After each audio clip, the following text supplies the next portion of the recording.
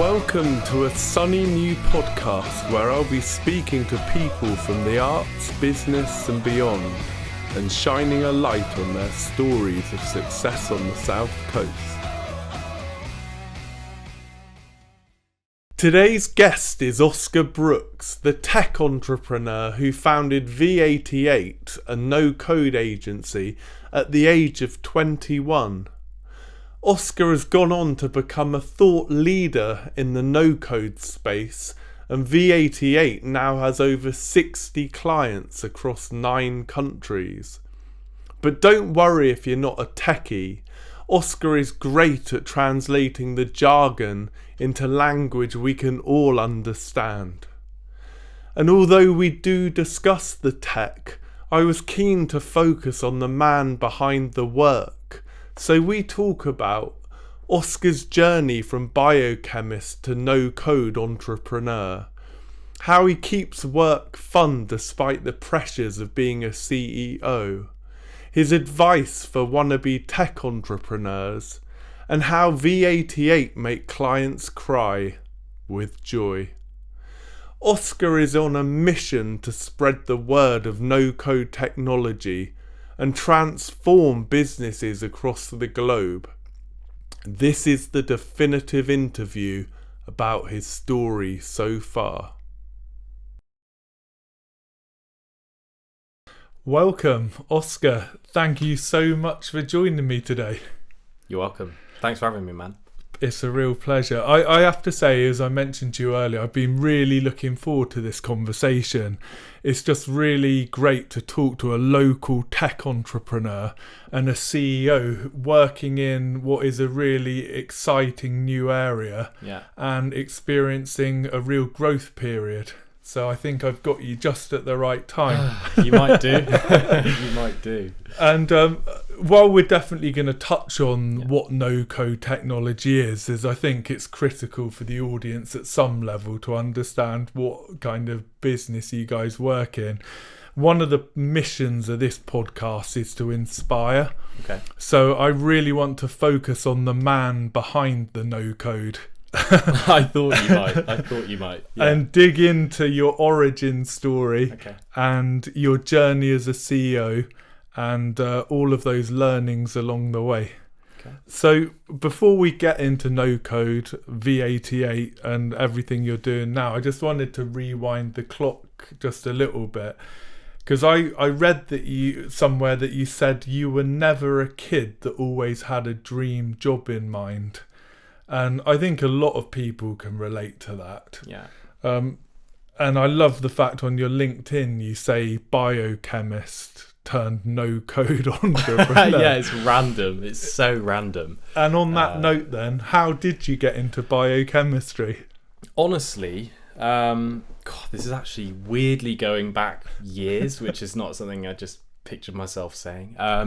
But I was, at school, I was academically pretty sound, not sort of creme de la creme, but I was just pretty decent. And I had always been interested in biology. I'd always been interested in things like evolution. When I was a kid growing up, I was obsessed with, I would just go through obsessions of really random species and things like that. There was a 2-year period where it was everything snakes, and I could tell you about the way that the venom of every different snake is structured, all of this useless information, but it's not useless, it's really cool. And that just led me at school to sort of end up doing science related subjects. So ended up studying biology and chemistry and also geography, because you learn about things like, earthquakes and tectonic plate movements and volcanoes, all this fantastic information and knowledge. So I went down that route and had no idea what I wanted to do. I was surrounded by people at school who were going to go off and be pilots, going to go off and be lawyers, going to go be bankers, going to go do this, going to go be doctors, accountants, whatever it was. And I was just sat there thinking, almost trying to understand why I wasn't like that. It's a weird situation to be in. I'm sure there's loads of people who have been there. and who are there currently, my brother included, who's the most unbelievable guy, so talented, just doesn't know what he wants to do yet, and that's fine. So I ended up naturally sort of being advised to go to uni, to have more time to think about what I wanted to do, to upskill, to prepare for life, and to get that degree that would ultimately land me a job. And so I studied what I was good at and what I enjoyed at school, which was biology and chemistry. You put the two together, and that's basically how we got there. So there was no real reason behind it from a vocational perspective. Yeah. I literally just found it interesting, was good at it, and so I thought, I've got a decent chance of getting a pretty decent degree here, and so that's how it naturally happened. Yeah, which is a sensible move given the circumstances. For sure. Why not follow the passions? Yeah, completely. Sorry to interrupt the chat. Just a quick one to ask a favour. If you're enjoying this episode, then please rate, review or subscribe wherever you get your podcasts. Now back to the episode. So, as you know from the title of the show, this is all about success, and I always think it's interesting to see how that evolves over time. Yeah. What you probably looked at as a success back then is probably different to now. So if we go back to Oscar at probably 19, because I think you graduated at 20, didn't you? So 2021. Yeah. So if you can cast your mind back when you were kind of midst doing that degree, can you think back, like, what would success have looked like to you back then? God, that's 7 years ago. Wow. I think, honestly, success back then was something probably a lot more materialistic than it is now. I was very much... sort of post-uni was a tough, I would say, sort of a tough time in terms of that exact topic that you've just raised, which is, what does success look like? How am I going to do that? How am I going to get there? I was very much sucked in at the time by the facade that is kind of the sort of social media, the world of social media that we now live in. I think now in particular, more than ever, it's very difficult to have a grasp on what real success looks like and what it means. That's why we're here. Yeah. So I was kind of being fed stuff from these social media platforms around all of these sort of quick successes and all of these young successful people. And I very much believed it to be all completely real. In terms of it was really happening, and so my initial idea of success was, very shallow. It was like, I just want to try and find a way to get rich as quickly as possible, and that was the initial thought.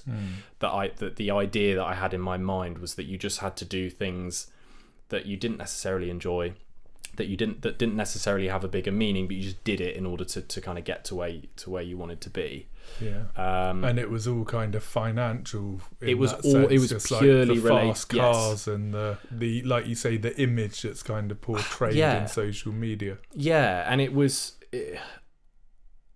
it's rubbish. It's garbage. But I think at the time that was what my initial understanding of it was.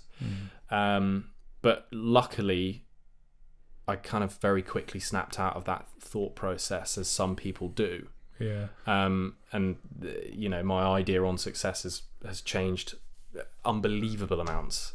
Well, we shall come back to that. But no, I mean, this is exactly the reason for having these conversations, because I think you're not alone, clearly. Yeah. And the fact that people watching and listening can kind of see themselves and see that you've gone through that journey, I think that's great for people. Yeah, for sure. It can be super frustrating. It can leave you frustrated is the best way to describe it. Yeah. Well, let's set the scene a little bit then before we get into the details of V88 itself. For the benefit of the audience that maybe haven't come across the term no code or low code, Can you just explain a little bit about what it is? I can.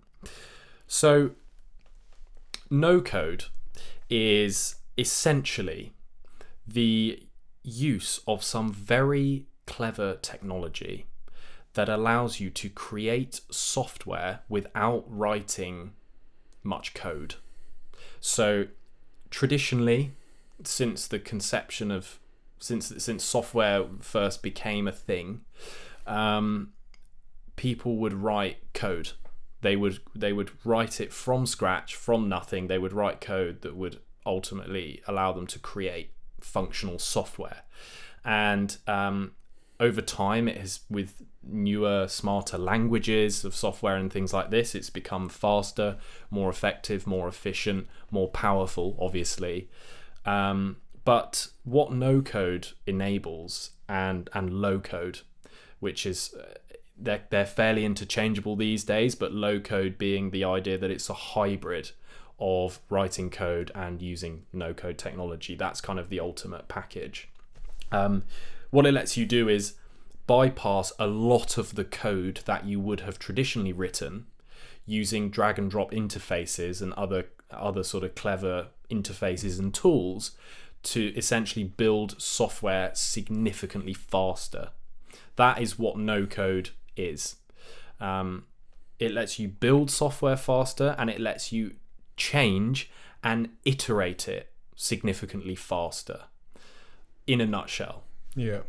And how long's it been around? Because I know we talked a little bit off camera before about things like WordPress, which I think has been around since the early 2000s and is a form of no code in a way.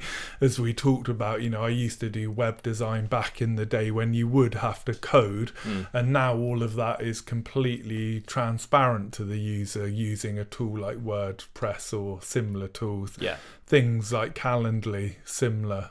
Yeah, Calendly is a build your own booking platform, no code tool.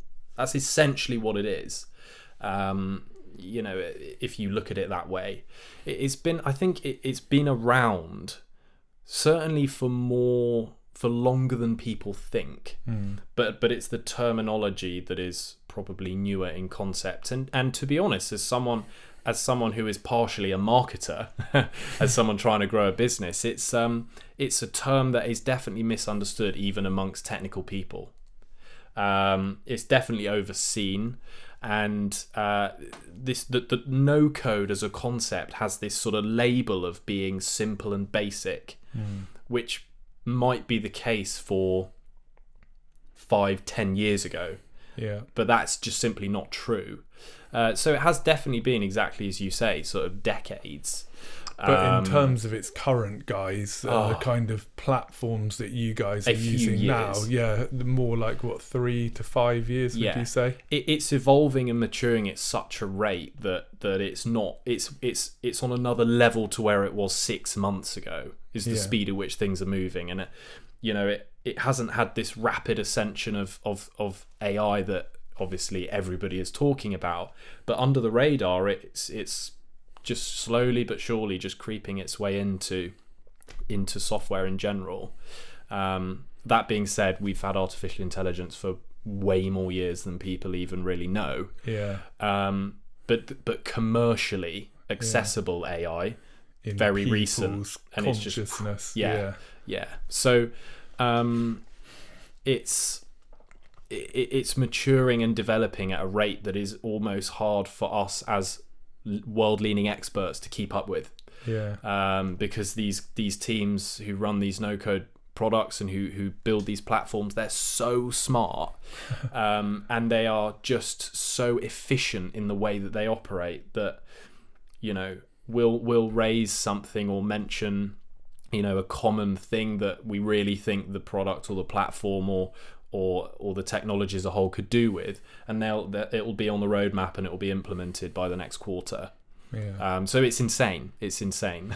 Well, you mentioned a few of the benefits in terms of speed of development, speed of iterations. What are the other benefits, would you say, compared to the traditional software development that people are probably more familiar with? So And I think this is in the no code world, this question is very relevant to the tool that you're using. So there are loads of platforms. You've got Flutterflow, you've got Bubble, you've got Glide, you've got Stacker, you've got Loco, you've got Retool. These are all, they're just some example. You've got Webflow in the website world. There's so many different amazing no-code tools that you can pick up and learn and start building software with. But in terms of the pros, on a general basis, the reason you would adopt a no-code approach is, yes, you want speed. Yes, you want iteration. If you have an idea that you want to test and refine and go to market with at minimal cost, it's also fabulous in that environment. And if you're a business that wants to create a solution to a particular problem, it's a fantastic method to use, because what it allows you to do is, I'll try to frame it in the best way that I can, and this is what I would usually explain to somebody, is if you have a problem that you think can be solved by a piece of software and you take a traditional route, can the traditional route solve the problem? Yes, 100% it can. But how much time and energy and money are you going to invest in getting it right and solving it effectively? That's really the how you sort of pose the question. And so what no-code allows you to do in a business sense is it allows you to focus not on how you're going to solve this problem, not how you're going to build it, what language of software are we going to use, who are we going to bring in, it allows you to exclusively focus on the problem itself and the best way to solve it, because you know how you're going to build it. You know how you're going to create that solution. And so it lets you deploy things at speed, at significantly reduced cost. It lets you modify them over time. It lets you receive feedback that you can implement and say, here's the feedback. Here's what we've done based on your feedback a few weeks later rather than 6 months down the line. And you can do all of that on a platform that always looks beautiful. And this is like a really interesting, I talk a lot about process because we build business software. And so I always go down this route of talking about processes and, data. But everyone wants to use something that looks nice. Everyone wants to use something that feels nice. And when you're building software, you don't want to be handing over something that doesn't look appealing. What is interesting about no code, and I'll give you, this will make perfect sense to you, especially as a web designer. When you custom code a piece of software, including the front end, 3 years down the line, and to be honest, in today's market, a year down the line, it will look outdated and it will look old, right? If you look at, I'm trying to think of an example, even Facebook's website, when they didn't refine it for a little while, for a couple of years, it started to look so old compared to Instagram and all of these other sort of social platforms. The no code in the no code environment, you're introducing components that are pre-created largely to the user interface, to the physical buttons that you touch or click and the views that you see. What that means is that whenever the no-code platform that you're using releases a UI update and beautifies their components, every single app in the entire ecosystem of that product receives that update. And so you cannot distinguish the apps that we created 3 years ago from the ones that we are deploying today, which is insanely valuable because you don't need to redesign. And when you do a rebrand, you can you can change your colors, you can have your new logo in there, but you don't need to redesign the UI and UX because it looks exactly on trend with the latest design patterns. I've just given you a load of information in one go there, but I hope that makes sense. Absolutely, and it's a really compelling argument. I think in the interest of balance, we do need to also just consider, some of the limitations, because you've already alluded to, for certain use cases, it's absolutely perfect. Yeah. when I was having a little look around what the kind of some of the challenges are, there were things around it not being great in terms of supporting team collaboration and development by larger teams. I'm not sure if that's something that you faced. Things like security were highlighted as a potential issue. Vendor lock-in, as we talked about earlier, about not allowing access to the source code itself. So what are your thoughts on those kind of things? I think the one thing that's really important is to base what you are looking for with regards to collaboration, to security, to the onus of things like vendor lock-in on the tool that you're using. So in the traditional software world, you're writing this stuff from scratch. It's totally custom. In the no code world, you are using a tool. That is a business that has created a no code product that you can now use. And all of these tools have different specializations. They have different kind of market fit in terms of where they're best used and what they want to be used for, which is really important to have that context. So those cons are subject to the tool in question. There are some no-code platforms that are not good for collaboration and that are not secure in certain environments based on certain regulations, whether it be sort of GDPR in some cases, whether it be, sort of HIPAA compliance, something like that, for example. And there are some platforms where the source code is not accessible, and so there is an element of lock-in. But it's a case of, if you're exploring those options, it's a case of finding the right product that does exist that can meet those requirements. So if you are not wanting vendor lock-in and for whatever reason you desperately need to know that you can access the source code, there are no-code platforms that allow you to get the source code. If you need certain security requirements, there are no-code platforms that you can build on certain databases which have the security element that you're looking for. And if you are looking for collaboration, then there are tools out there that are unbelievably good for creating collaborative solutions. But if you pick the wrong tool, then you're going to have someone who goes, we couldn't collaborate because it didn't let us. But there is a tool out there that lets you. And so it's a case of, you're absolutely right. There are definitely limitations that each of these kind of tools have in the no-code, low-code space.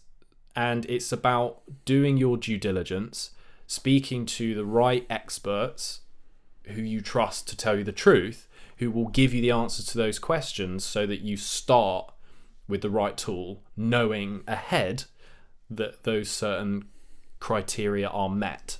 Or you can kind of understand an explanation as to perhaps why you don't need to actually meet all of those criteria. That's the best way I can frame it. The one limitation at the moment would be, absolute customization. So it's a chicken and an egg kind of way up, where the more customizable you want your piece of software to be, or the more specific you are about how you want it to look, feel and work by design, the more code you're gonna have to use. So there's a way up. The two extremes, isn't there? It's like the traditional everything coded from the ground up to complete no code but less flexibility. Absolutely. And it's about finding a happy medium, I guess, depending on what the project is in question. 100%. And 3 years ago the gap was this big between the two options. And what's happening, especially in the last sort of 12 months, but what has been happening the whole time, is that gap is closing,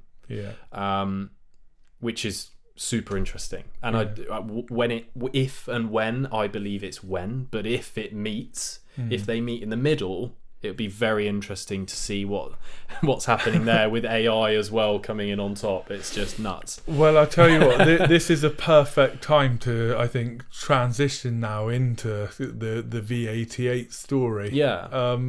So let's kick that off then, talking about how you went from biochemistry to no-code agency founder. Yeah. Okay, so I'm going to try and keep quite a long story fairly concise, which I'm naturally not very good at. So I came out of university, and I had always had this side interest in tech. I'd always thought it was really cool. I spent years watching The Social Network on repeat. I had always thought there was something incredibly interesting and powerful about being able to create software. It's notoriously uncool to be a techie, or sort of be a bit of a geek, or whatever you want to call it. But the reality is, I believe it's extremely cool. Yeah, you're in good company here. Exactly. There we go. So the first. Yeah, I'd always been interested in that, and it was what my dad had done in his career. So he's always been in tech, and he always made it look incredibly cool because he was able to combine technical ability with personality, and with all of the other great things that you can, in business in general. So I came out of university with that in mind, and during uni I had done as much as I possibly could that wasn't biochemistry. So I'd taken modules in entrepreneurship, I'd taken modules in business, I'd taken modules in Python, which is a software language for handling large data sets, and I'd done all sorts of cool stuff to do with other things, and so I found myself kind of making the best of both worlds at the time, and I ended up getting a job at a software company that was a clinical trial platform, and it allowed research institutes to capture data about patient trials and then report on that information, basically. And it was a custom. It was a custom piece of software that had a team of engineers behind it that they had created. And I was basically responsible for, I was technically speaking like an account manager, but it was a fairly small business, and so it had that beautiful sort of flexibility between roles where I was doing a bit of sales, I was also handing over to customers, I was doing demos, I was receiving feedback and kind of managing expectations.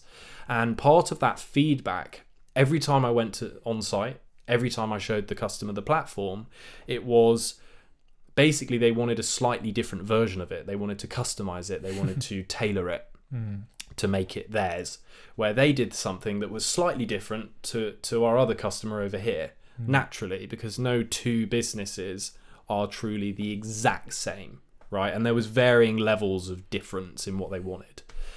And it really pissed me off because I felt like they were all slightly unsatisfied because they didn't have exactly what they wanted, and it just it frustrated me. And I would go and ask, speak to the engineering team and try to understand, could we do it? And I would say, can we not just do this for this customer? And they would say no, or we have to charge them 50-60 grand. And I started Googling, I started searching, how do you make custom software, how do you build customizable applications, all of these different things, but I wasn't capable of developing custom software myself without some time learning how to write the stuff myself. So I ended up searching how to actually do it without writing any code, just to see if some crazy if there was as if it would be possible, but I just thought maybe it is. And it was. So basically no code and Loco just slapped me in the face as I was searching this stuff, and I was just kind of looking. Eureka moment. I was just thinking, this can't be true. And I came across people on YouTube building apps in hours, and then I came across all these platforms, and I played with them all, used them all. They were all amazing. They were all really fun. And I came across a product called Glide, or Glide apps. And there was a guy called Vaughn who you recently watched my episode with Jack, I think. I did, and I thoroughly recommend it to anyone who wants to dig a bit more deeply into the tech side. Yeah, that goes pretty geeky, but again, in a very cool way, in my opinion. But yeah, so I came across Jack, who was the head of content / education at Glide, and he had this YouTube series on how to build apps on top of spreadsheets. And what Glide was, it was a no-code app builder that let you get a Google Sheet and basically you plonk an app on top of it and customize it so that you could run your spreadsheet from an app, a mobile app. And it was unreal. Like I basically built an MVP of the product of the company that I was working for in like 2 weeks, having never used the platform before. Were you popular with the developers that you organised? I definitely didn't run it by them. I mean, it wasn't as good, and I was just such an amateur, but it was functional. You know, it worked. It allowed a user to do the same thing. Yeah. Ultimately, and I settled on Glide because I believed it had the biggest future. It was the most exciting product from a point of view of the marketing, the content that Jack at the time was putting out, and just the way you could design apps. It was just intuitive on a level that I had just never seen. And I showed it to my dad as well, who was just like mind blown, you know. And we thought, this guy Jack, you know, he's so cool. What is this product? What is this? Anyway, that's a really long story, but cut a long story short from there, I quit and I decided to offer local businesses extremely affordable apps for their companies. And I reached out locally explaining what I could do. And that's basically how it started. What? Just out of curiosity, I read somewhere that you started building yourself little apps you could use for like the gym and things. Like what were they? They were. So I wrote a workout tracker for me and my mates. So this was like as lockdown was imminent, roughly. Actually, no, it was beyond that. It was well into sort of the COVID period. And we were having gym sessions in one of my friends' garages. And I wrote an app that allowed us to track our workouts and upload progress pics and kind of share them with each other. And like we had all these PBs and stuff like that in there. And it just kind of gamified what was already fun, which was just a bunch of mates working out. I had like sort of to-dos. I was just kind of managing my upcoming sort of life stuff. So I had like a sort of basic calendar app that had all of my events, my social events and stuff. That was how I learned, just by playing. That's cool. So V88 launched in what, 2020 or 21 then? Officially 21. Yeah. Officially 21. I was just kind of bootstrapping my way around, just sort of seeing if there was any interest as a very unexperienced businessman. But 2021 we officially launched it kind of as V88 and as an agency. How did it go then, getting those first clients? You mentioned you were just literally calling them up going, if you got a problem, I might be able to fix it. So what was that? How did that go? Do you know what? It went terribly for like the first 3 months. For the first sort of couple of months, it went terribly because I'd never tried to sell something to anyone in my life, and so I was just doing it wrong. And I was trying to sell sort of features and benefits that I didn't even know would be of value to them yet. And so my approach initially was like, tell them what I can do. I was making all these assumptions. I thought it was so much better than kind of how they perceived it. But ultimately, it's just trial and error. You have to try these things. And so I just started to think, this isn't working. Why is it not? Let me try something differently. So I then started trying to be more concise about what problems they might be facing based on what other people had said, and I started to listen more and talk less, and that sort of initial sales process just became better, more engaging. It became more relatable, and so after a couple of months I started to get some traction and actually got a few clients. Paid me next to nothing for what I did at the time. Obviously, it's like didn't know how to price, didn't know how to say any of these things. But they're great case studies to get started, aren't they? And a great way to learn. And I think some of them are still customers. Well, that's testament to how successful it is. But I think there's a real lesson in there, isn't there? Because I think there's always a danger of jumping in, talking about features and benefits. Whereas really this sell is all about solving someone's problem, isn't it? Totally. And that's fundamentally the angle you clearly discovered. Yeah, 100%. 100%. What is your company ethos now then? It's one sentence. Yeah. The customer must be delighted. That is the ethos. That is what everybody knows. It's what our clients know it to be. It's what our team know it to be. And that's how we frame everything. That's how we frame absolutely everything. So as far as we're concerned, in the software market, in the software development space, there's so much onus on kind of, features and case studies, and it's all very much driven by kind of results, which are important. They are.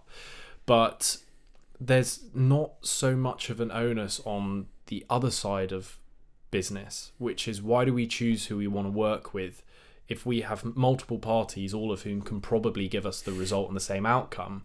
We'd probably choose the option where we're going to enjoy ourselves, and where we're going to feel cared for, and where we're going to have absolute trust with the person that we're buying from. And so that's why the ethos comes in, because when you're delighting a customer, you're naturally producing something great, because otherwise they're not going to be delighted. So that involves doing good work and producing quality, but it also involves them enjoying the experience and wanting to come back and talking about you to other people, and liking you as people. So we have such a laugh with some of our clients who now are large corporate entities turning over hundreds of millions of quid. But we're on Zoom having a laugh, and having banter and sending emails that are witty, but like we deliver at the same time. And so the ethos is that the customer must be delighted, but it's for two reasons. One, because the product is good. Two, because they enjoy the experience and they actually love us. That's the aim, really. That's the ethos. Yeah, and has that been in place since day one, or did that evolve as you started seeing what worked with clients? I think I'm quite like an open guy. I'm quite sort of... I don't think I could do business in this sort of deadpan, sort of super serious way all the time. I kind of know when to be serious and not. But it wasn't like a clear-cut strategy. It just kind of naturally evolved into being that way.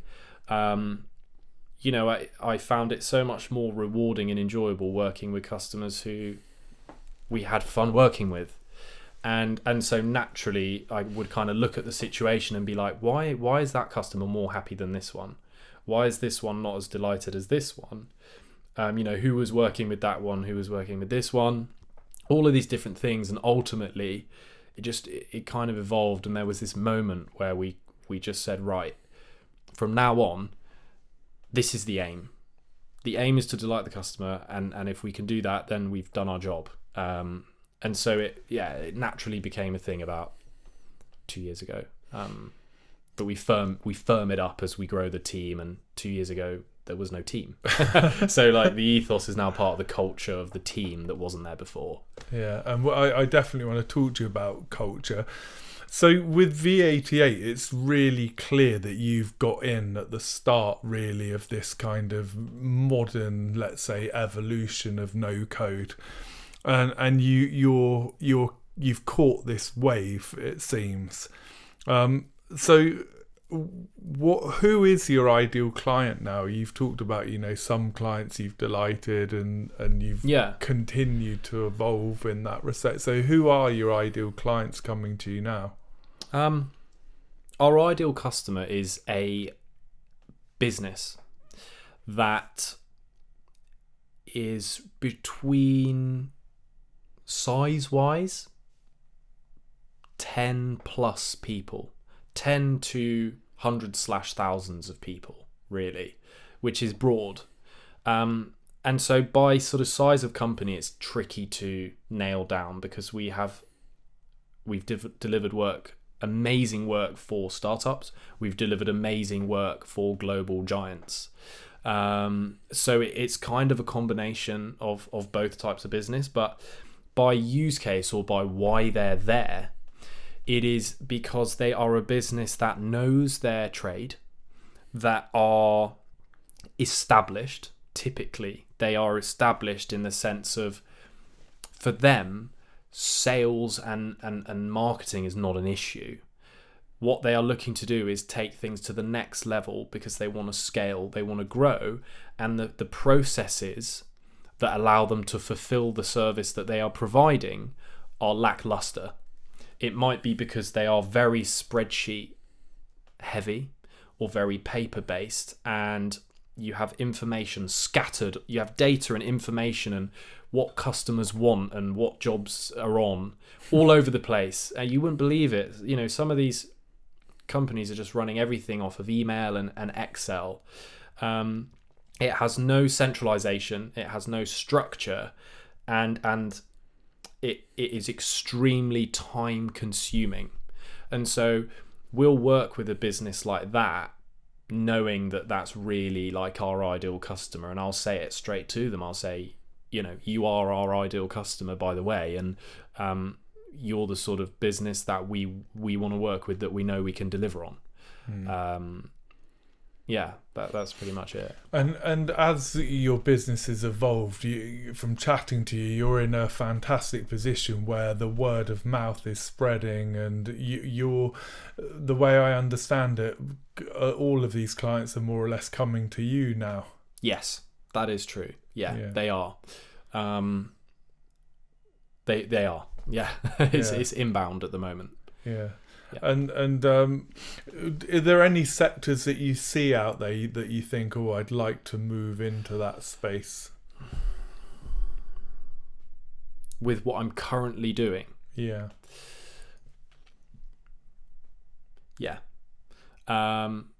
Real estate and construction, and property management is an incredible sector for what we do. The no-code approach lends itself so nicely to that industry.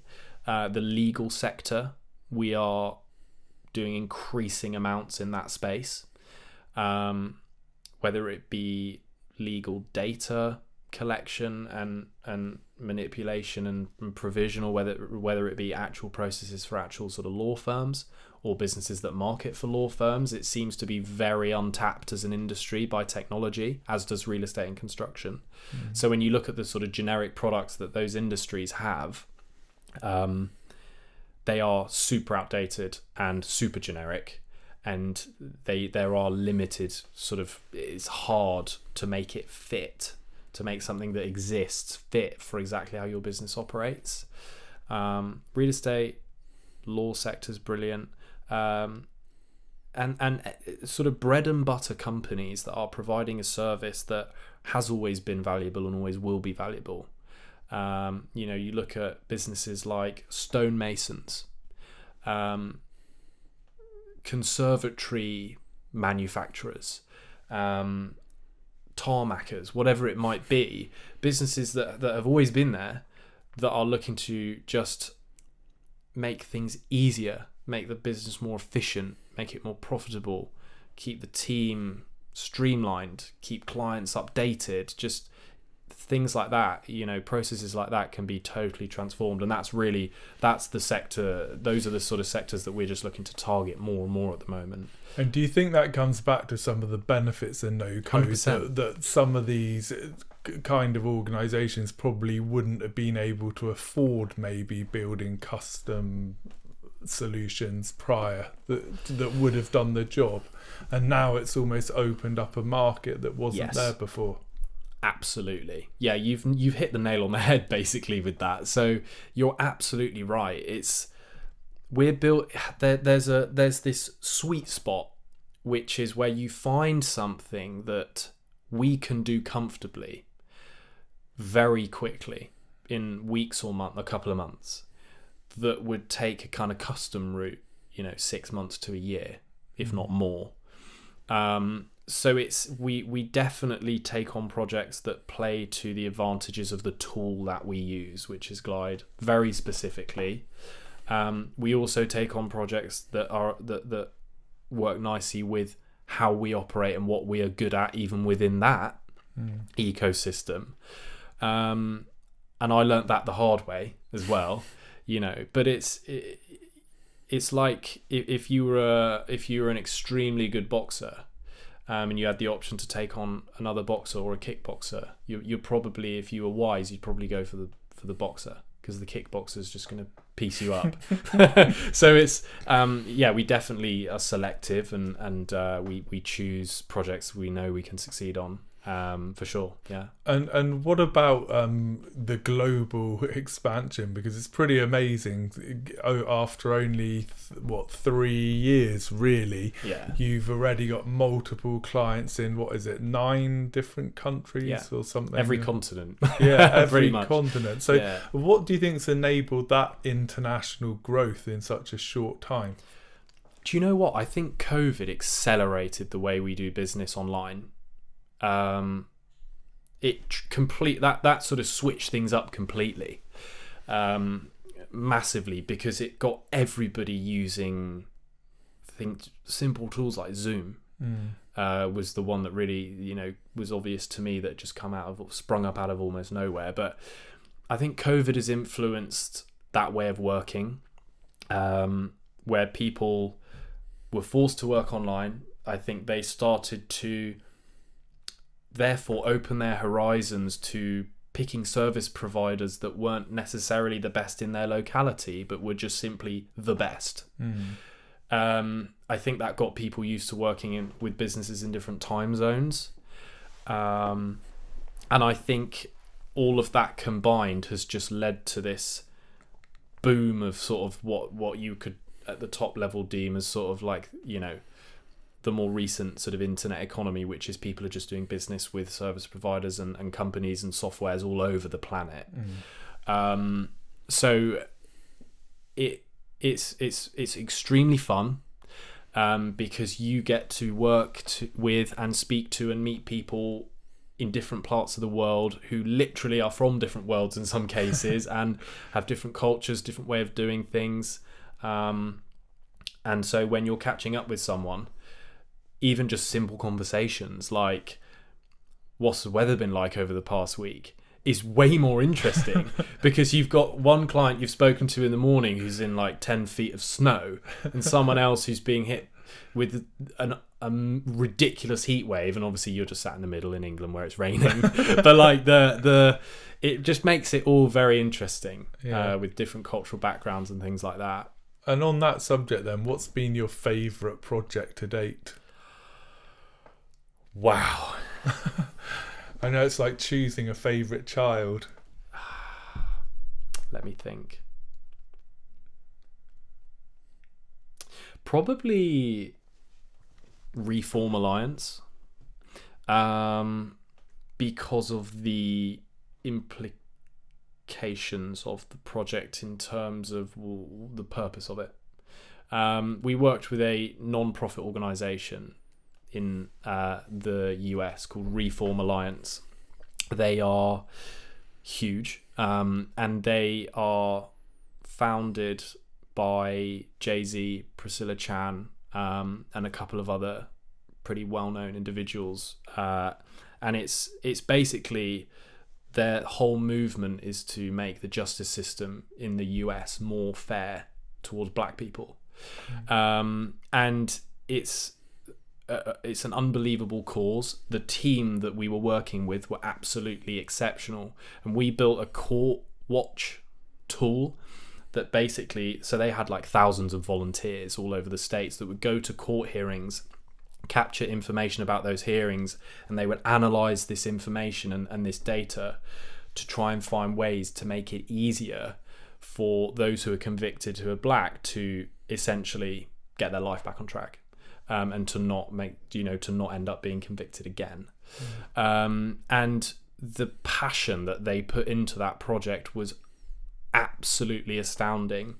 And when we finished, on our final meeting to wrap up the project, they cried. A couple of the members of their team were literally in tears. One of them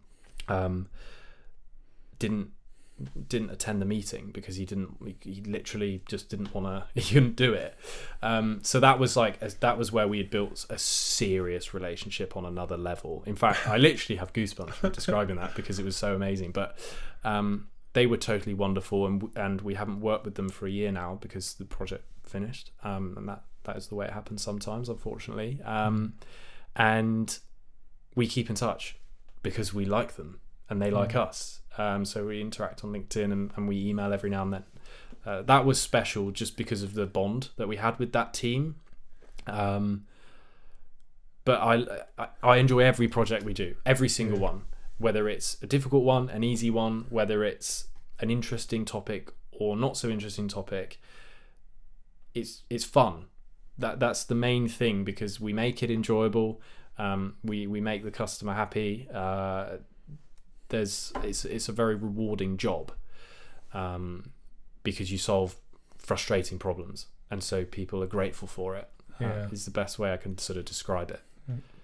No, I mean, that it's not often, I don't think, you hear of a tech company building that type of relationship with a client. It was mad. It's pretty incredible. Yeah, I was trying not to. We were like trying not to cry. Dad was like, I could see him. I could see he was about to go. It was just hilarious. Yeah. Oh dear.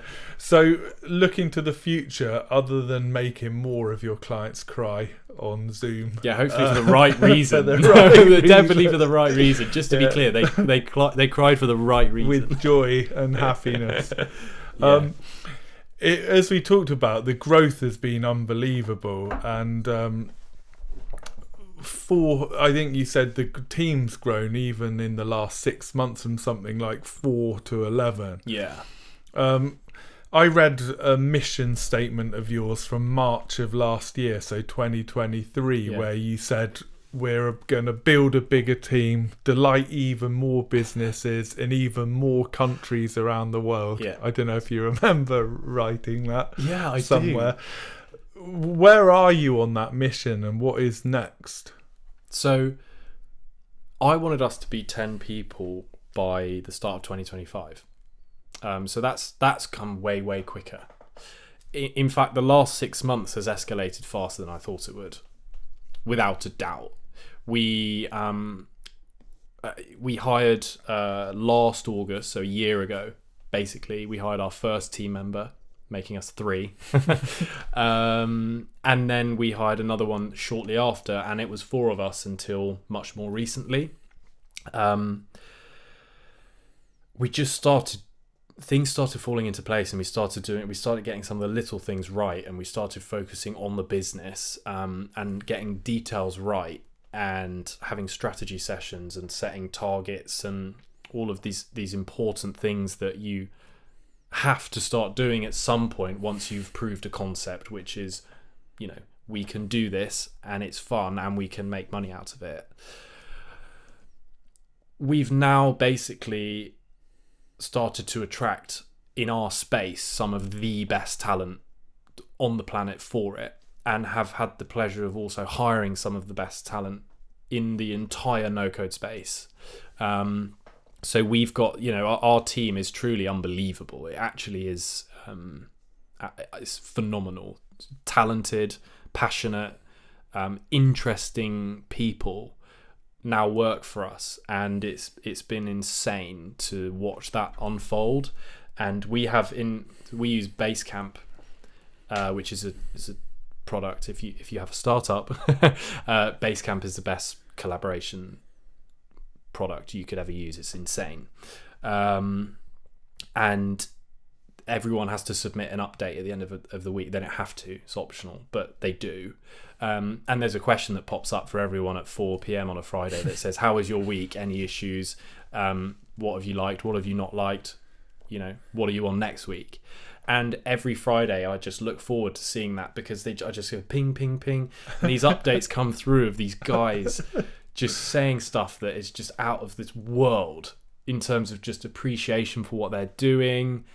I had one update. I mean, maybe at some point I'll pull one up and share one, but it's just insane. So what we have that I didn't see coming so quickly is a team this good, that is enjoying themselves this much. So that's the first thing that has really kind of sprung out, that's happened very quickly compared to what I thought. It's hard to predict what's going to happen in a space that is still very new, it's very embryonic, and there's no real blueprint. There isn't this sort of 10 steps on how to build a no-code agency, I'm afraid. So we are You'll very have to much... write the book I'll yourself. have to write it. I'll have to write it. I'm a terrible writer, but yeah. So we're taking it in its stride very much, and just all you can do is learn from what you've done and make assumptions about what's going to happen and just act based off of that. So that's the approach that we're taking at the moment. Yeah. And another element in terms of the future, I can't have a tech entrepreneur on and not at least talk about AI for a couple of minutes. And I did see, it was only last week, I think, on your LinkedIn, you posted something about how Glide have just released an AI component generator. Yes. So can you just tell us a little bit about that and how you think that might, I guess, further evolve the no-code space? Yeah. I think that bridges the gap that I spoke about towards the start of this episode, of going from custom to no code, the gap in terms of customization being huge. It's here. That release of that feature has just done this, because you can it's insane. So the way it works is you can talk to an AI chat that will design a custom UI component that doesn't exist in the kind of created set. It is literally that powerful, because I heard you talking about it a bit with Jack, and so you're literally like, can you please build me this thing? Yeah. You just say you can.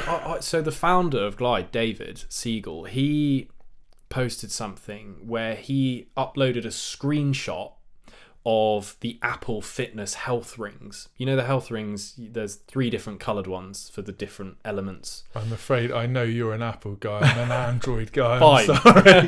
Well, I'll send you the link. But anyway, a lot of people watching will know the health rings. Yeah. He took a screenshot and pasted it into the chat with the Glide AI custom component builder, and he said, build this. And it just created it as a component in his app. And then but it wasn't quite right. So he said, can you give it a bit of shadow and just slightly enhance the colors and make the lines in the circle slightly thicker. And he prompted it a bit to refine it. And literally on this video, in like a minute or 2, he had recreated the Apple health rings in his own application. So whilst you may look at that and think, well, that's a pointless thing to do because you'd use Apple Health. The point of that is not he's recreated Apple Health. The point of that is he's created something completely bespoke without writing a single line of code. That is phenomenally powerful. It almost seems too good to be true, doesn't it? It seems like magic. It's insane. And, people are using AI to analyze data. They're using it to translate. They're using it to summarize things. They're using it to write marketing content. They're using it to edit video. I mean, people are using it everywhere. Because I know you've integrated with ChatGPT to do some of that stuff, haven't you? Like summarize documents and things. Totally, yeah. But what it can also what AI can also do, of course, is write software. So it is, not far off fluent in any software language, right? So you're familiar with HTML. Yeah. So you can upload an image or a document, and you can say, write me a piece of HTML that looks like this, and it will write it for you. So there is, and it sounds like I'm saying there's no space for traditional software developers. There 100% is. There's space for both, and it's about picking the right option for what you want to do. But ultimately, software developers are the people who are creating these no-code products, and so it is all software at the end of the day. It is one way, shape, or form created by software engineers of the highest caliber. It's just making it more accessible that those who can't afford or don't necessarily need to go down the route of one of a traditional approach. That's the kind of message that I try to sort of get across. Yeah. And so in the last week then, have your team been playing about with this new component? I can imagine it's fun to play about with something like that. Fun. And has anyone come up with anything funky and exciting in the last week then? Yeah, we one of my guys, Martin, he used it to create a swipe right, swipe left feature to remove items from like a list. So in sort of Tinder, for example, when you're you sort of swipe left or right based on whether you like something or don't like something. That concept. I've heard. I'm obviously in a very happy relationship. So but the swipe concept. I am as well. Yeah, I don't have it. But the concept of swiping, it's not a feature, and he created that capability by prompting it. So that's really it's cool. Exciting stuff. But it's Well, the next part, I really wanted, as I talked at the top, I really wanted to get into the man behind the no code, and we could probably spend all day talking just about the tech. We probably spent a lot longer talking about the tech than I kind of anticipated. Always happens. It does, unfortunately, but or fortunately. But so let's talk about more about yourself and your role, if you don't mind. Yeah. And so I'm really interested because I can imagine it's not without its challenges. You've obviously, as you've said, you first got into this by becoming an expert on the tool yourself, playing about with all of the available tools. And pretty much, from the way you've described going out after those first clients, learning every aspect of the business from the ground up. Yeah. And you've had to evolve over time to having a team, to being a leader, to growing the team, etc. So as you sit there today, what's your favourite part of the role of being CEO of V88? Two things. Sales. And the team. So by the team, I mean working with them, talking to them, having relationships with them. I absolutely adore the art of sales. I find it engaging. I find it interesting. It's very exciting. It's very challenging. I love everything about it from start to finish. It's great and ultimately rewarding when you get one over the line. Of course, right? Yeah, of course. What sort of person who runs a business doesn't love getting a sale and winning a client? It's the best feeling ever.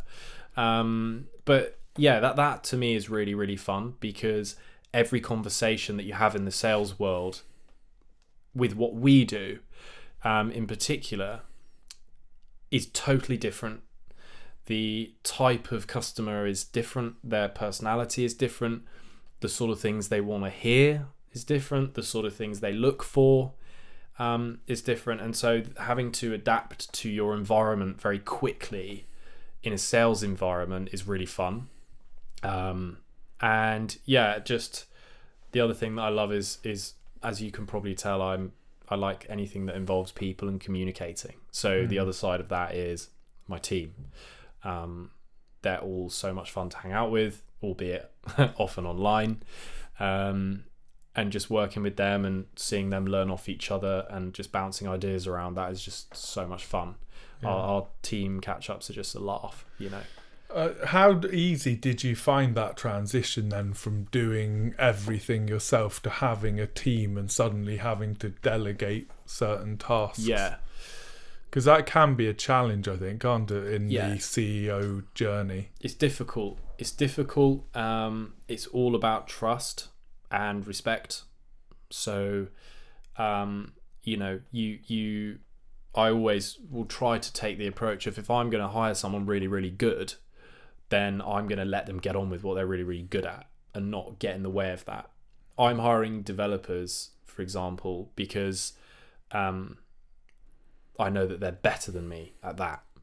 You know, not bad, but I will hire them because I know they're better. So who am I to try to micromanage what they're doing? It's almost like slightly disrespectful to bring someone in and then try and sort of take them step by step on what you've brought them in to do. In my opinion, you should be bringing someone in who's capable of doing that. But the first time I did it was really, really hard. Really hard. Had never done it before, didn't know how to do it. I micromanaged. I did everything I just basically said not to do.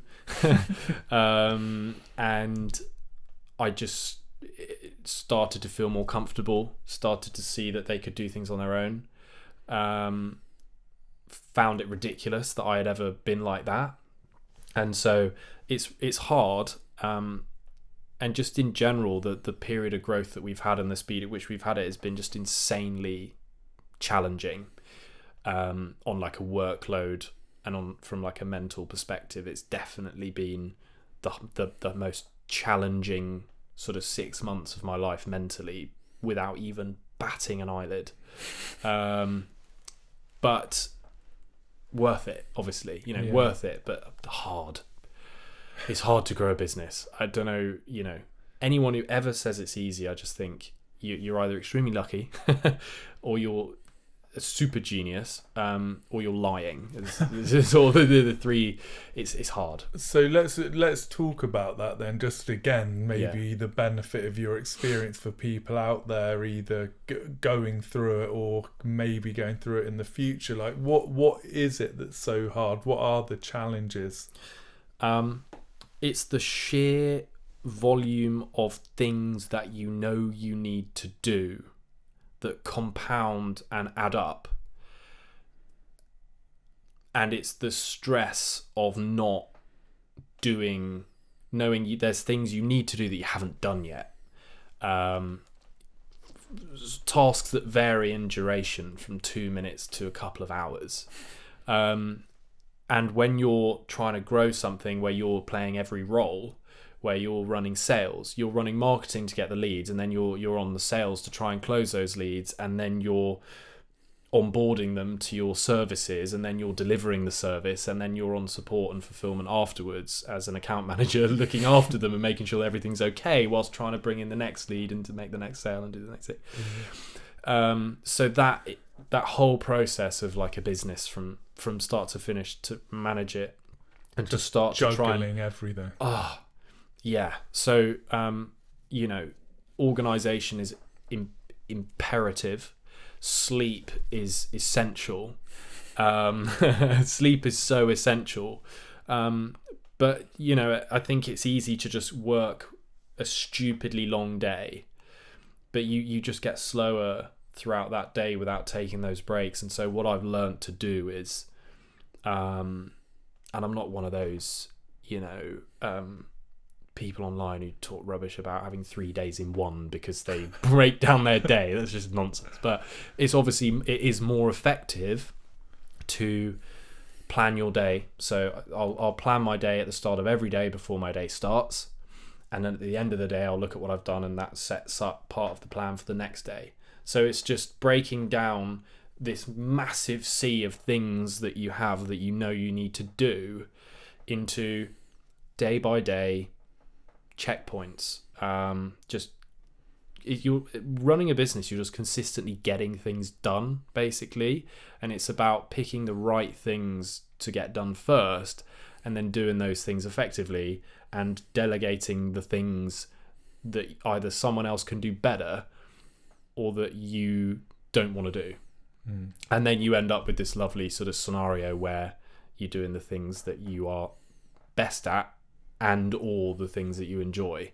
So I'm migrating from doing everything into kind of what I just described at the moment. Yeah. And we're still certainly migrating there. I'm not there. It's extremely intense. Yeah. And how would you describe your style of leadership? What's your leadership philosophy? To ask the guys. Well, that's the interesting thing, because you might not even think of yourself in those terms because it's all happened so quick. But a team of 10. My style of leadership is, I think I'm pretty demanding, I would say. So I definitely, I don't by any means accept if someone was clearly cutting corners or not making an effort, I would definitely be someone to sort of pull them up, because I think you have to be that way. You have to sort of demand respect and call something out when you see it. But at the same time, I'm not overly onerous or pressurizing whatsoever. And the way I explain things to people who start working with us, when they sort of ask how we operate, I don't sort of say to them, I expect you online from 9 and I expect you to be online until 5 p.m. I expect the customer to be delighted. That's it. So it goes back to the ethos, and I let them choose how they are going to delight the customer, because some people some people are really good at starting early and they might finish a bit earlier, right? Some people are real night owls, and so they thrive off of a slower morning, and then they get into things as a developer like later in the day. So ultimately, I think back to your question, as a leader, I'm trying to be, and I hope that I'm someone who's fair and reasonable and who treats people with respect. There's no one's better than anyone at V88. No one's above anyone. Yes, I am the sort of CEO, but there's no hierarchy to it in that sense. Everyone's respected, and that's how I want everyone to feel, like they're part of something bigger, like that we're part of a family. We're all on the same kind of mission here, and that's the style of leadership that I take. Does that make sense? It makes complete sense. No, and to be honest, it sounds like a great place to work, because I think it's important that a boss does demand quality. I think there's nothing wrong with that, and as long as it's done in a respectful way, and I think it's a really modern approach in terms of not moving away from this kind of concept of everything has to be 9 to 5. It's just not the way we work these days. It's not. So we have clients in the US and Canada, so there's a time zone difference of between 5 and 8 hours. So I take sales calls very often. I have a slot between 7 and 9:30 p.m. A lot of evenings I'm on 2-3 sales calls from between 7 and 9, half 9. So, and if there's a developer working on that project, and I've spoken to them initially and asked them if they're okay, if they would be happy to do check-ins at that time every now and then with the client, they're within their right to say, no, that's way too late for me. But also, I think the way we do things is they would say, if they're available, they'd say, yeah, let's do it, 100%. Yeah. So it's, in a startup, you have to. You can't accept people who aren't giving it their all. Yeah. Because the smaller the team you have, the more important that everyone is delivering. On it. Everyone is guns blazing. And that's just the way you have to be. You have to be like that. Let's talk about company culture then, because I know from listening to some of your other interviews, you have like a Monday morning meeting. And you always say it's just really good fun and the vibe's amazing. How do you think you're going to maintain that vibe as you continue to grow? Because that's always the challenge, right? Like, whilst everyone's got immediate connectivity to you and everyone gets the ethos and everything, how do you think you're going to maintain that culture as you double in size and then... Yeah. I think I'm definitely going to have to learn from people who have experience in making that jump, that sort of next jump. So how we achieve that, I think, is going to be through a number of different things. First and foremost, I think the way we introduce people into the company, if I am ever to be someone who isn't a direct touch point with everyone in the team, it's important to make sure that there is someone there who is. That's probably the first thing I would say.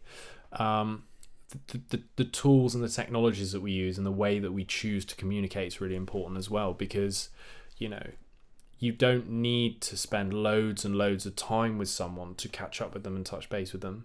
So if you plan and you make an effort to just speak to people on a basis that is reasonable, I think it can still be achieved at more of a scale.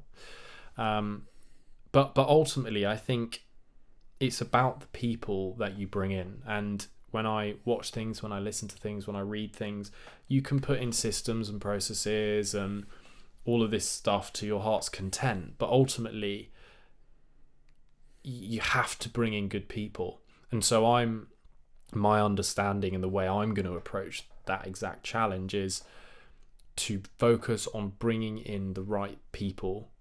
It doesn't matter how big we get, we will focus on bringing in the right people who will naturally collaborate, who will naturally be inquisitive, who will naturally be interested in each other and will ask each other questions and want to get to know each other, so that they can do that whether I'm present or not in every conversation. Now my team will speak to each other when I'm not there. And they get on really well, and the team chat's always going off there. We've got one new guy who we're just constantly mocking about, telling him to focus more, which is just such ridiculous, like, childish chat, but it's hilarious. So it's just, it's constant.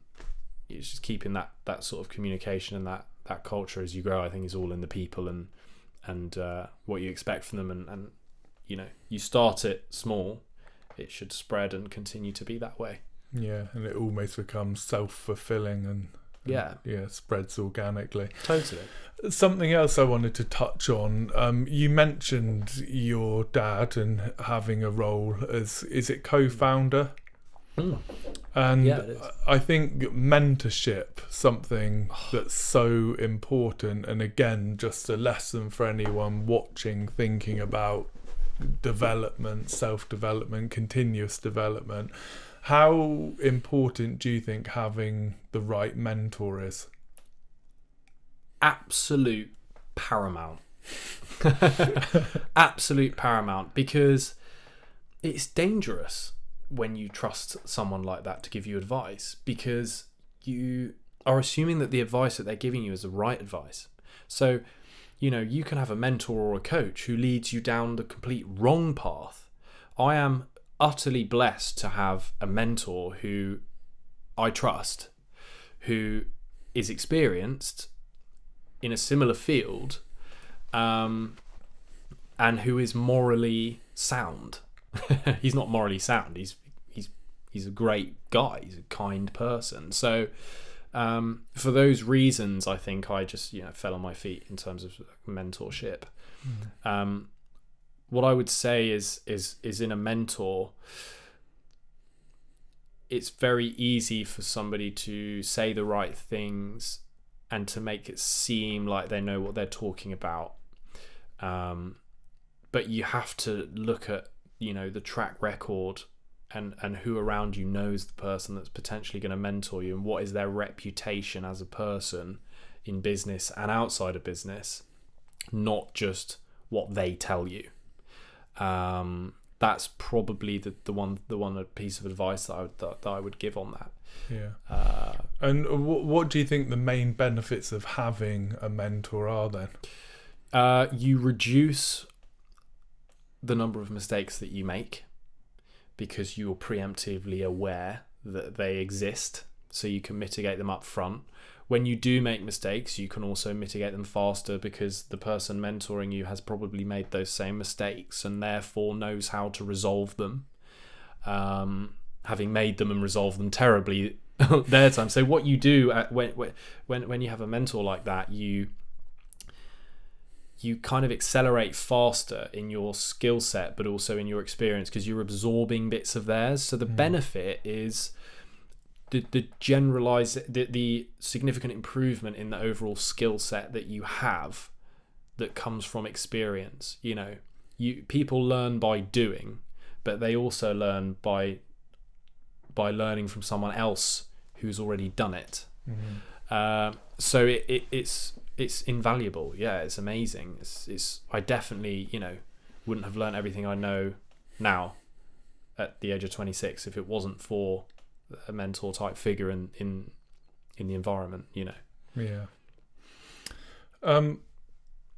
We talked a little bit earlier, again off camera, that you've developed a really strong relationship with Glide.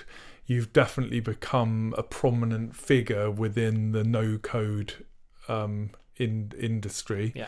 And it certainly appears that you're a thought leader in that space.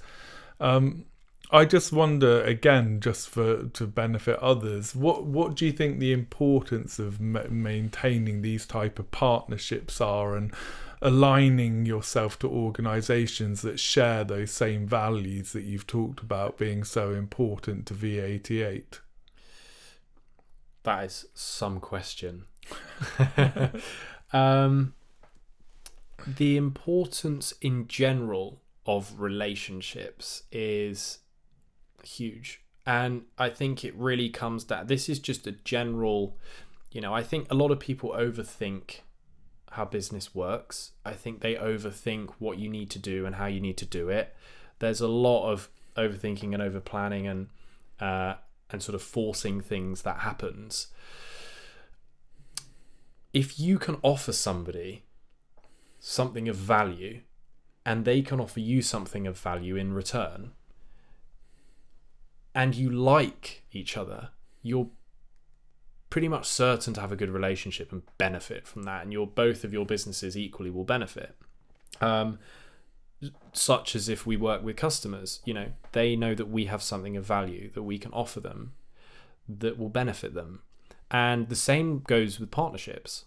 So our partnership with Glide is of utmost importance to the business. We took a lot of risk, investing all of our energy and trust in them as a product and as a team to ultimately take the no-code market by storm amongst a sea of competitors. We bet on them as a team because we like them, because we trusted them, and they like us and they trust us. And as a result of that, we trust them to bring the product to a place that we think it will get to, and as a result to attract customers and users that we think it will.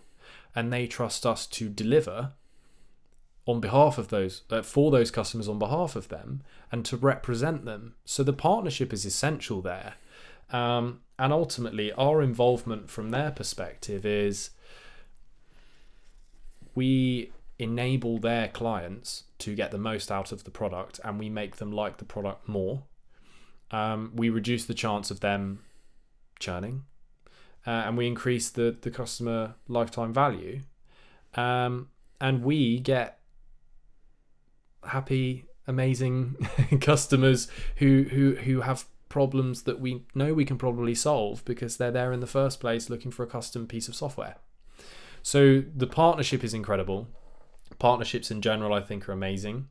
We partner with certain website development experts, where every now and then someone says, "Hey, do you guys do websites? You're great. I've heard you do business apps. Do you build websites?" And I say, "No, but I know someone who can. Let me introduce you to so and so."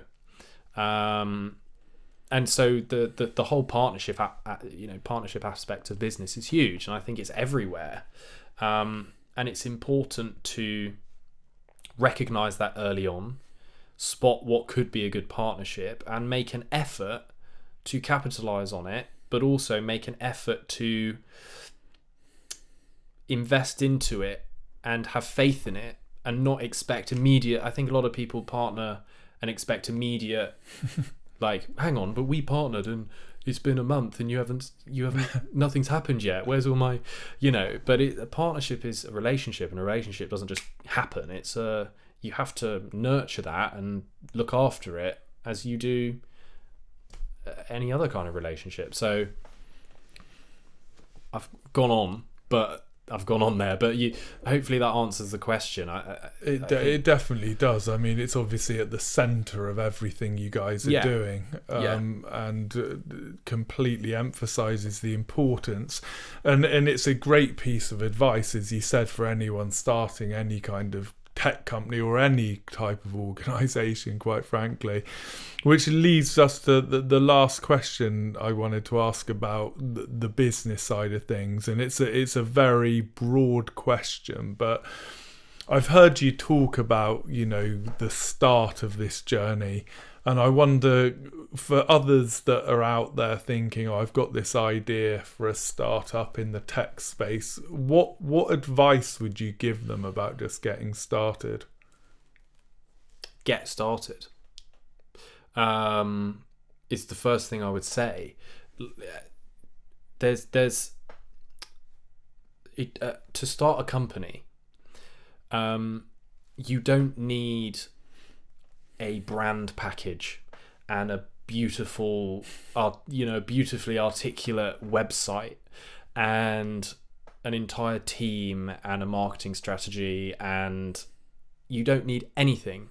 You just need a skill or a thing, or a skill or a product that you think could be of value to at least one person, and the ability to explain why you think it could be of value to that one person. It's obviously unlikely to only be of value to one person, and if it is, probably don't start that. But you know what I mean. Yeah. The first thing I would say is we bootstrapped V88, so it's completely bootstrapped. We put 500 quid each in, which was enough to get a Glide license and some website hosting and create some email accounts. That's it. We have never injected more than £500 each into that business, of which we initially probably spent about 700 quid in total of it, right? To start. So advice wise, I would say you don't have to quit your job to start something. If it's something that you want to do, you need to accept that you have to be willing to sacrifice fun and sacrifice other social things that you want to do that might capture your short-term attention, and just try it. Just see how it goes. And I think all that other stuff, all the nice fancy stuff that you see of businesses, can come afterwards. Is really the advice I'd give, is to just try it. I thought I could have been a completely shit entrepreneur, been a rubbish salesperson, and had no idea what I was doing, but it turns out I'm actually all right. So it's you have to try. You have to try, and the best time to try is immediately, because the sooner you try it, the sooner you know if you like it or not, if you can do it or not. The sooner you make the mistakes that you can learn from, and the less regret you have over time that you didn't try. You don't have to say, I should have done that, I could have done that, because you did that and it either worked or it didn't work. But the earlier the better is what I would say.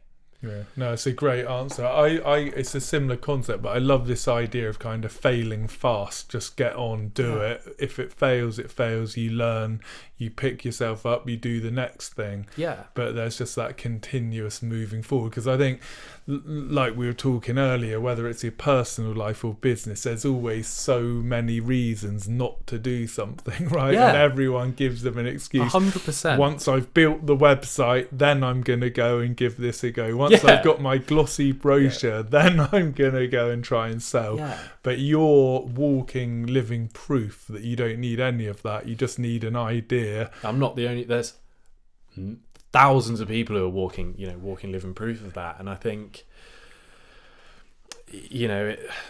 when I started, I was ultimately, having never done it before, it was impossible for me to be good at something I'd never done. But I was a terrible salesman. I was a terrible marketer. I was awful at writing emails. I was not a good developer. But I understood data, processes, and logic. That was my thing. So I thought, if I apply that and try and sell it, but yeah, it's you're not gonna be good at the thing you've not done before, but you want to try. It's quite unlikely. So the only way to get good at it is to try and to do that thing. And the more every mistake you make is that's that moment where you learn so much, because you'll never forget that mistake. I've made mistakes that I remember to this day that I'll never make again. Yeah. So. Yeah. No, great advice. So let's talk just a little bit about Oscar outside of work. Yeah. So how, you've said this is really tough in ways, probably tougher than you ever imagined it would be. Yet amazing fun. Yeah. How do you keep it fun and manage all that stress? I'm a pretty light-hearted guy. I'm very matter of fact about things. So, if something bad happens, or if something sad happens, or if something tough happens, I think my approach is always just, and I've learned this just from growing up from my family, they're very resilient. But I've always just learned to look at it and go, okay, that's now happened. So that's happened now. So what can we do moving forwards? And not dwell on difficult things or things that stress you out or things that are really tough or sort of problems.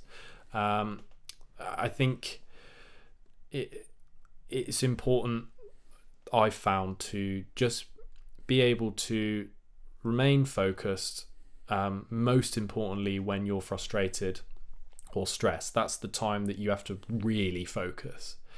When things are great, you don't have to focus so much because you're just in your flow of just, so I think seeing things for what they are, looking at the bigger picture situation, and putting yourselves in other people's shoes to try and see what their perspective might be on whatever might be difficult or stressful or tough. So on a personal level, I'm quite good at dealing with stress. I think exercise is super important. What you eat is weirdly really important, and your sleep is really, really important as well. The worst thing you can do is stay up late worrying about something, trying to fix it immediately. I've always taken the approach of the best bet is to park it, unless it's something you absolutely have to deal with. But typically, you're going to wake up in the morning and it's still going to be there and nothing's going to have changed too much. Mm-hmm. And so I believe on this idea of sleep on it, wake up with a fresh mind, and attack it again, maybe from a different direction or with it from a different perspective. Sometimes you'll wake up and just go, oh, so, and I fluctuate. So when we go through a super busy period, it's very naturally hard to convince yourself to take those breaks, to go and do your exercise, to go and, to have your solid sleep that works for you, and to eat well and all of that. And you go through cycles, but they're compounding these things. So, if you exercise, you therefore eat better. If you eat better, you therefore sleep better, and then you wake up fresher and you think more coherently. And so it's compounding in both directions, as we sort of spoke about earlier. And that's just really important, is to keep those things and make an effort to do those little things. Yeah. because it's easy for them all to go out the window at times like that, isn't it? But yes, I've done it so much and it's been bad. So last question on this subject then. You've talked about, you go to the gym, great for your mental and physical well-being. We've talked about your new love for paddle. That's been so fun. What else gets you excited outside of work? I think so. I'm extremely family orientated. For me, just spending valuable time with my family and just having them close by is really nice for me. I don't have a short-term desire for doing loads and loads of sort of elaborate things. I'm fairly like sort of easily satisfied in that sense. But what gets me excited is why I built this business in the first place, which is to generate revenue from it, and all of these things. But I have this dream of being able to do what I want to do when I want to do it, and go to the places that I want to go to when I want to go to them. And so what gets me excited is the fact that we're moving in a direction where I can go and see things, and I can go and explore the world a little bit more. I can go and perhaps reside in different places for a period of time and just soak up what the earth has to offer whilst I'm here, and can go and do those things. So that's probably for me sort of what primarily excites me is that idea of being sort of somewhat free in that sense. Yeah, and I was going to ask, and it sounds like that may be your answer, but is that how you see the true meaning of happiness, or how would you describe that? I think for me, happiness is when people in my close circle are sort of are okay, in my immediate circle. So that for me right now is my family, my team, my friends. And I think that for me is if they are all okay and they're in my life, that for me is basically happiness. But I think also I do want to, it's changed somewhat from what it was initially, and I very much do want to leave some kind of imprint when I go. Ideally, are we moving on to your vision of success? We might be. Right, let me cue it up then. Because, you've said it yourself. Yeah. It's obviously evolved over time. So what does success mean to you personally now then? I want to have done something different that nobody else thought was going to go anywhere, and to look back and for people to say, it's crazy that you did that and I thought that was ridiculous, but you made the right choice in doing that, and to have been part of something that was a huge shift in the way that, in my case, software is perceived and developed. There's this new breed of software now, and the entire world largely operates on software. Anytime you want to recall a piece of information or communicate with somebody or seek immediate help in a lot of the core sort of functions that we now operate in, software is a part of that, and it's incredibly exciting and it's incredibly interesting, and as humans we take it for granted. We just, as consumers, we just use our software and we just wonder why our lives are just getting easier on a day-to-day basis, and so I think to be a part of something that is changing the way that essential entity that is software is created, is sold, is used, is incredibly exciting to me. And I would love to just leave an imprint on this, on the planet, that says, yeah, he put energy and time into something new, something different, and made a huge impact in doing so.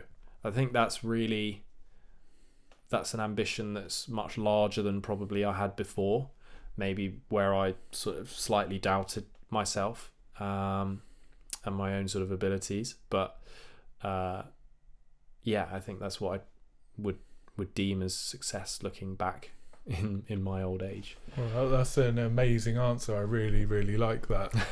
What about from a personal point of view? I guess that's the business side taken care of, and you're well on your way to achieving that. Somewhere off, but we'll see. What about from a personal perspective? To have a lovely family, and a lovely circle of friends, and to have strong relationships with those people, and to be able to look after those people, really, on a personal level. I was lucky enough to grow up in a very strong family, and as a result of that, I aspire to have the same. So it's very much driven by that. I have a younger brother. He's 17. We have an extremely strong bond. For me, personal success is that him and I are healthy and happy, and have are spending time together when we're in our 40s, 50s, 60s, and beyond. That would be ultimate sort of personal success, I think. Yeah. Money aside, ideally being able to do what we want when we want to do it, and all of these things, but that's the core essence of it, really. Really fantastic answers on both the business and personal sides. Yeah. So I want to finish with a feature I call Life by Misadventure, and I always found it so intriguing how we learn some really important lessons from outside of our day-to-day, outside of the work environment, whether it can be completely by accident, it might be through travelling, through activities, for meeting random individuals. But I wonder, is there any lesson that you've learned from an unexpected source? Yeah. It's actually from a prospect. This was... Do you know what's so weird that you've asked this question is I wrote about this on LinkedIn literally today. But it was about a year and a half, maybe 2 years ago now. Reframe it. I have been always really, really bad at saying no to something. So I always want to say yes. But obviously, naturally, when you say yes and you're unsure, you can end up disappointing people, whether that be on a personal level, whether that be on a professional level. And it was on a professional level that I actually learned that someone just told me what for. But I had this awesome guy who I was speaking to, who wanted a particular software solution. And funnily enough, now actually could have absolutely nailed it, but back then we it was smashed it now. Too late. Actually, if you're listening, come on back. No, but in all seriousness, back then, he wanted something that was really just a huge stretch for my capabilities. The team's, the team being myself and Dad, back then, and the software we were using, it just wasn't a right fit, what he wanted. And I was racking my brain about this. I was spending hours of time trying to find ways to do this, looking at tools that we weren't even very good at using because we didn't know them, because I was desperate to say yes to this person. And we were on a call and he could see that I was frustrated. And he said, look, Oscar, this is like our third conversation, mate. And you're clearly brilliant. You're clearly desperately trying to find a solution for me here. And he was like, but it's okay to say no. He was like, you can just say no. And he said, what did he say? He said, you're trying to help me solve a problem here. But sometimes it's about, if you can't solve the problem, help me find someone else who can. And it just like dawned on me that one thing that they said I've just stuck with for ages. And it really formed the foundation for a lot of how the company operates, which is that we do what we know we're good at, and we don't do what we know we're not good at. But also it relays into all walks of life. It's super important to say no. It's harder to say no than it is to say yes. It's harder to reject people than it is to just be the yes man and just say yeah and then regret saying it and then disappoint them. And so the moral of the story and the lesson that I learned is, to know when to say no, because it's the right thing to do, is pretty much it. Yeah. Well, it's a good lesson. And hopefully you'll save someone else making a similar mistake in the future. Yeah. Oscar, it's been such a great conversation. Sadly, that's brought us to the end. I've absolutely loved this conversation. Yeah. I'm not sure how long it's gone on for, but it probably could go on for the rest of the evening. Yeah. What are the best links? Anyone listening to this and excited about no code, getting hold of you, working with V88, etc., what's the best way for people to reach out to you? Yeah, so on a personal level, I'm super active on LinkedIn, Oscar Brooks, and our website is www.v88.co.uk, and our website, we're actually redoing it at the moment, which is quite exciting. But yeah, that has all sorts of info on kind of in more detail about what we do and how we do it. And the best place for that would be LinkedIn for sure. I'm very active in sharing my learnings and experiences and talking a lot about business, entrepreneurship, and about no-code technology and software. So that's it really. Excellent. And we talked about it at the top of the show, but I'd recommend anyone else who wants to learn a bit more about you, V88, certainly the tech side of things in Glide, thoroughly recommend the interview you did with Jack Vaughn. Yeah. We'll put the links to all of these things anyway. But Oscar, it's been a real pleasure getting to know you a little bit. I've really enjoyed it. Yeah, and me too. I'm really excited to continue to watch the V88 story develop and also see your own career develop. So thank you. Thanks again for joining me. Thank you for taking the time. Cheers. Cheers.